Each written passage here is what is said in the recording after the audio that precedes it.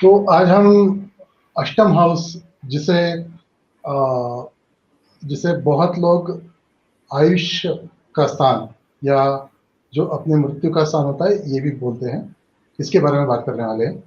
लेकिन बहुत सारे लोगों को सिर्फ एट्थ हाउस मतलब एक बुरा हाउस या जिसको हमेशा से ही एक गलत हाउस माना गया है।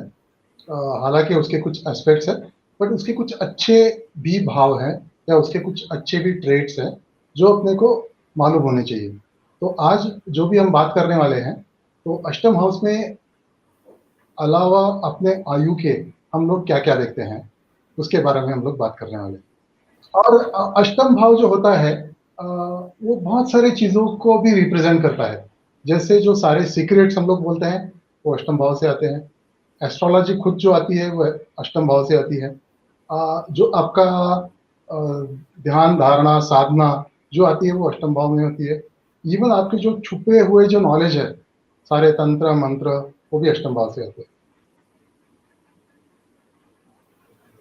जी। और जितना जितना हम, क्योंकि हम ज्योतिष पढ़ते हैं और पढ़ाते भी हैं और देखते भी हैं रोज़मर्रा की ज़िंदगी में, और जब हम ज्योतिष पढ़ रहे थे तो हमने हमेशा से, हमारे टीचर्स बोलते थे कि सबसे खराब जो हाउस माना जाता है एक तरह से, वो अष्टम भाव है। एंड और मतलब एक तरह से ये माना जाता है कि जब उसकी दशा चलती है तो भयंकर परिणाम दिखते हैं, जीवन में उथल-पुथल होती है। और जैसे कि हर हर भाव की या हर ग्रह की कोई ना कोई एक एक स्टोरी है, हिस्ट्री है कि उसका उत्पत्ति कैसे हुई। तो I would really like to ask के क्या उसका माइथोलॉजिकल कुछ एक स्टोरी है कि अष्टम भाव तो से रिलेटेड? ओके, काफी सारे मैथोलॉजिकल स्टोरी है। तो सबसे पहले तो मैं ऋषि दुर्वासा ने सब देवों को शाप दिया था और सबकी शक्तियां छीन गई थी। तो सबके सब देव एकदम निस्तेज होके त्रिदेवों के पास आए और त्रिदेवों को बोला कि हमारी शक्तियां हमें वापस करने में मदद करें। तो त्रिदेवों ने सिर्फ इतना बोला कि मंथन। और मंथन माने अष्टम भाव। जो मंथन आता है वो अष्टम भाव से आता है। और तब जाके देवों को समझ में आया कि मंथन माने खुद के अंदर झांकना, और समुद्र मंथन जो है वो अष्टम भाव की क्रिया है। तो आपको सबको पता है जब अष्टम भाव का समुद्र मंथन हुआ था तो सारों देवताओं को अपनी शक्ति वापस मिल गई थी। तो मनुष्य भी अपने अंदर एक समुद्र मंथन कर सकता है और ये समुद्र मंथन करके जो अंदर छुपी हुई सारी चीजें हैं वो लेके आ सकता है। लेकिन जैसे आपने बोला अष्टम भाव, जब समुद्र मंथन किया था तो हलाहल भी बाहर निकला था। तो अष्टम भाव में कुछ ऐसे विष है जो अपने को प्रभावित कर सकते हैं। लेकिन उस विष के साथ साथ अपने को बाकी भी बहुत सारी चीजें मिल सकती है अगर उसको हमने प्रॉपरली तरीके से यूटिलाइज किया तो। इसके बारे में एक बहुत अच्छी स्टोरी है कि जब भगवान सारे पृथ्वी से मतलब संसार से विलुप्त होने की बात चल रही थी, तो उस टाइम फिर सब देवता मिलके सोच रहे थे कि जो अपनी सारी शक्तियां हैं हम कहाँ छुपा के रखेंगे। और सारे देवता अपने अपने सुझाव देने लगे। तो समुद्र समुद्र देवता ने बोला कि मेरे तल में छुपा दो। लेकिन ब्रह्मा जी बोले कि नहीं नहीं, मनुष्य तो बहुत हठी है और बहुत जिज्ञासु है, वो तो समुद्र मंथन का इसको स्टोरी पता है, वो तो समुद्र में गोता लगाएगा और ढूंढ लेगा। तो फिर इंद्रदेव बोले कि ब्रह्मांड में कहीं छुपा दो उसको। तो फिर से ब्रह्मा जी बोले कि नहीं नहीं, वो तो इतना ये है कि कैसा भी करके ब्रह्मांड में भी ढूंढ लेगा। ऐसा सोच के एक देवता ने बोला कि चलो हिमालय की चोटी पे छुपा दो।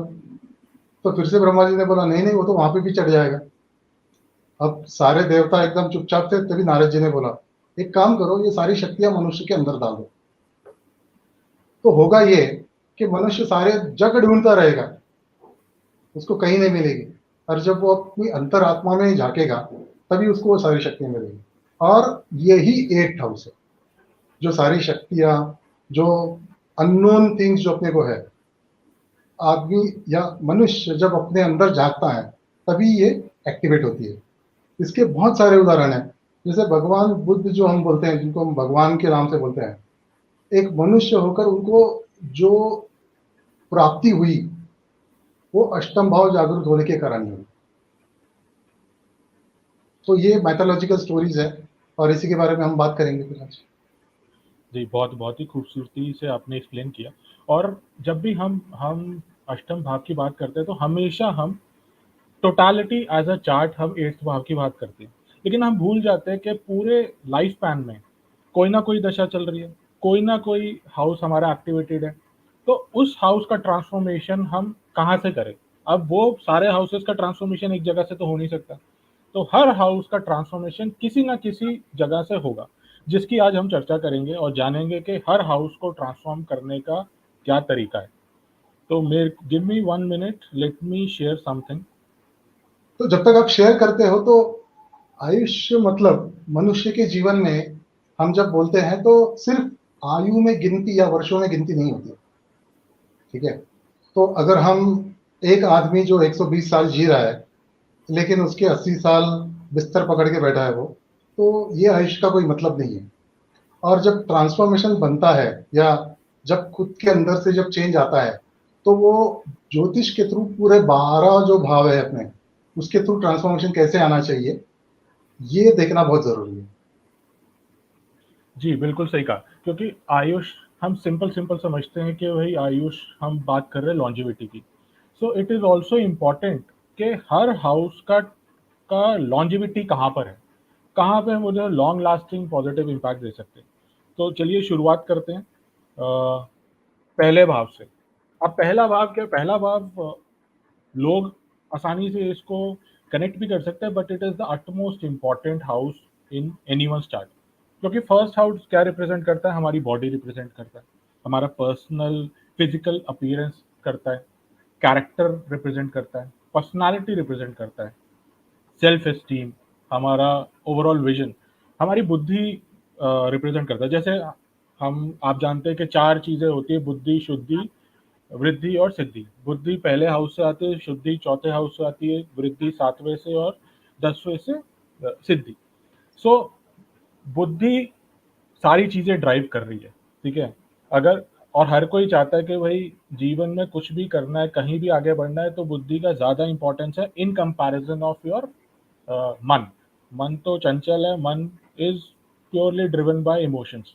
लेकिन जब प्रैक्टिकल लेवल पे विज़न की बात आती है, प्रैक्टिकल लेवल पे ग्रोथ की बात आती है, कुछ अचीव करने की बात आती है, तो उसमें दिमाग चलता है इंसान का।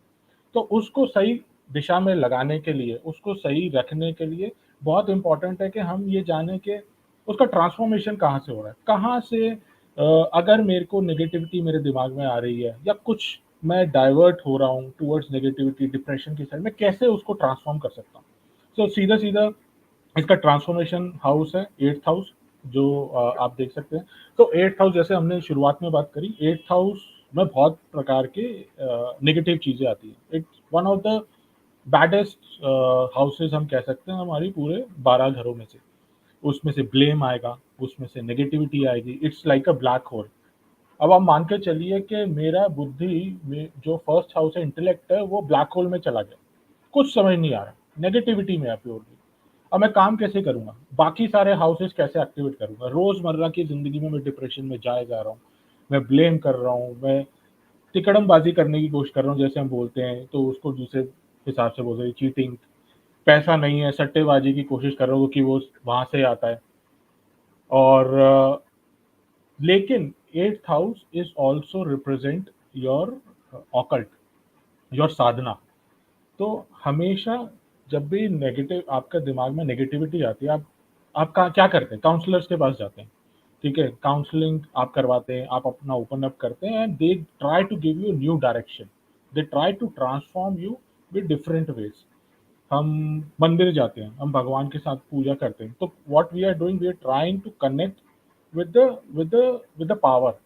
हम मंत्र करने के बाद साधना करने की कोशिश करते हैं। So once you start doing that sadhana, once you do start doing meditation, once you start learning like occult, ठीक है? ऑकल्ट में बहुत सारी चीज़ आती है, वास्तु आता है, न्यूमरोलॉजी आता है, ज्योतिष आता है, and so and so fourth.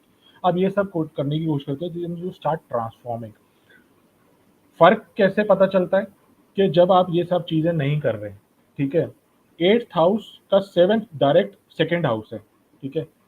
ये यहाँ पर, जहाँ पे आपकी स्पीच आती है। तो जब आप नेगेटिव ज़ोन में हैं, then you are starting blaming, और वो आपके स्पीच के थ्रू दिखता है। यू आर स्टार्ट क्रिबिंग कि यार मेरा ये लाइफ में नहीं चल रहा, मेरा वो नहीं चल रहा। वो जितना आप बोलेंगे आप उसका नेगेटिविटी अट्रैक्ट करेंगे। सिमिलरली आप इस हाउस की, 8th हाउस की एनर्जी को यूज करके ट्रांसफॉर्म करते हैं, आप साधना करते हैं, मेडिटेशन करते हैं, your overall mental ability I would say evolve, आपको मेंटल कामनेस आती है। और वो कहाँ से दिखता है, उसका रिफ्लेक्शन सेकंड हाउस से। जब आप बोलते हैं लोग आपको सुनते हैं, लोग आप में विश्वास करते हैं, आपसे मोटिवेटेड होते हैं। और बहुत ही मतलब एक प्रैक्टिकल एग्जांपल मैं आपको बताता हूँ। जैसे हम लोग हैं, आप, मैं, हम एक, हमारी एक इमेज है सोसाइटी में, we represent, we are known for our some professional identity. मैं कहीं जगह काम कर रहा हूँ, किसी जगह काम कर रहा हूँ, आप किसी जगह काम कर रहे हैं, हम लोग हमें जानते हैं कि भाई योगेश जी XYZ कंपनी में ये प्रोफाइल में, रजत XYZ कंपनी में ये प्रोफाइल में, राइट। हमारा जब 8th हाउस कभी एक्टिवेटेड हुआ, तो there could be a possibility कि हम नेगेटिविटी में चले जाते हैं, हम कुछ नेगेटिव काम करते हैं। We could have used poison of 8th house and screwed our life.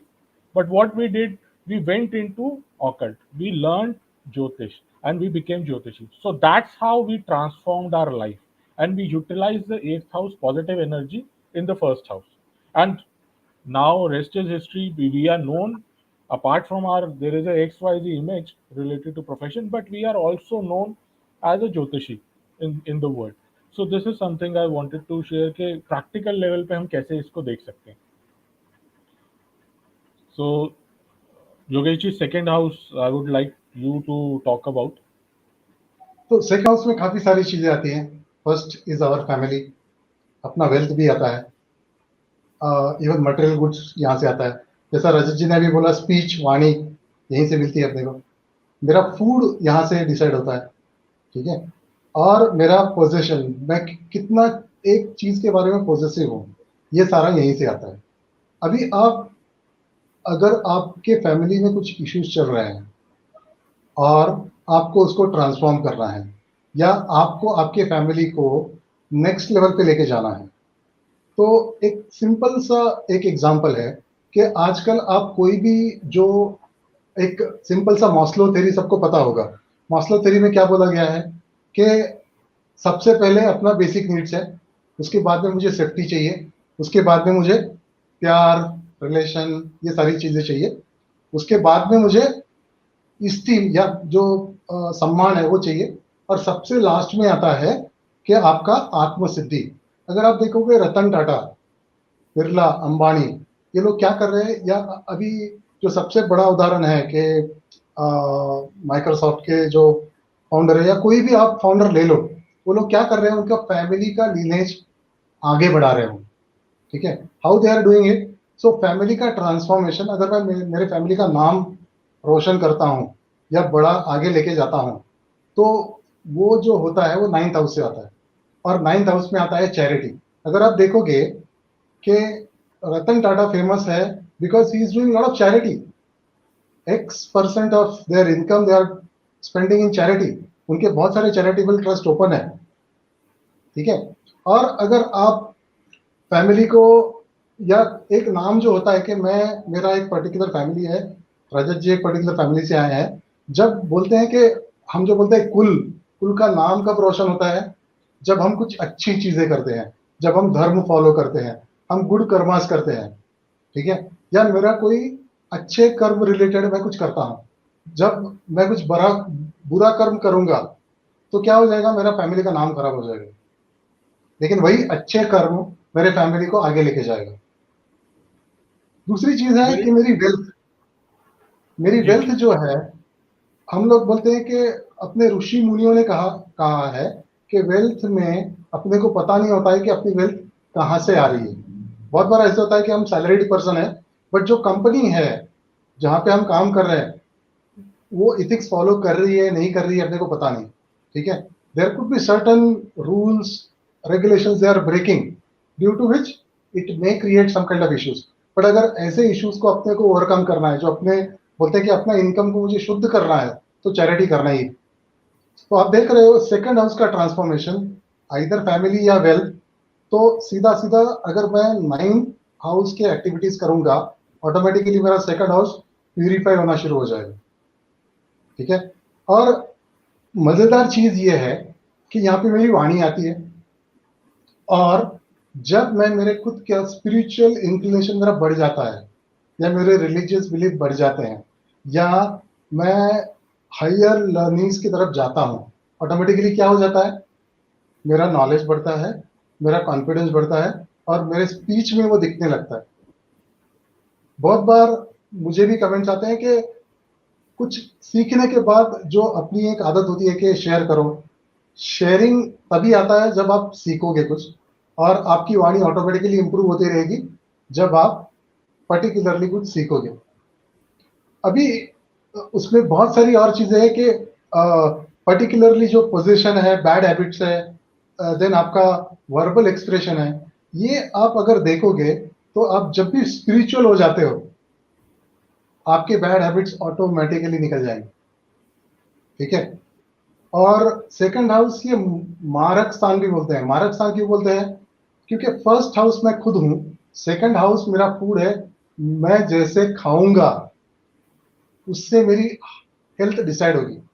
और जब मैं स्पिरिचुअल पाथ पे जाता हूँ, ऑटोमेटिकली मैं स्पिरिचुअल अगर फॉलो कर रहा हूँ तो मेरी बुरी आदतें निकल जाएगी। मेरा खाना भी, जो हम बोलते हैं सात्विक, जो बंदा सात्विक खाना खाता है वो डेफिनेटली ज्यादा जीता है। लेकिन आजकल जंक फूड का बहुत जमाना है। अगर आप ऑटोमेटिकली आप रिलीजियस हो जाओगे, स्पिरिचुअल पाथ पे जाओगे, तो वो जो आदतें हैं और बुरी आदतें जो बैड हैबिट्स बोलते हैं, ये भी इसी हाउस से आती है। तो स्पिरिचुअल पाथ अपने को ऑटोमेटिकली उससे अवे लेके जाएगा। ठीक है। और यहाँ पे फाइनेंशियल अवेयरनेस, फाइनेंशियल वेलनेस वगैरह भी आता है।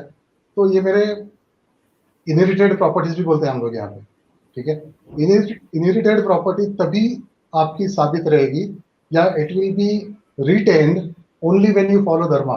There are lot of examples in history, as soon as you leave your family ethics values, you lost your values.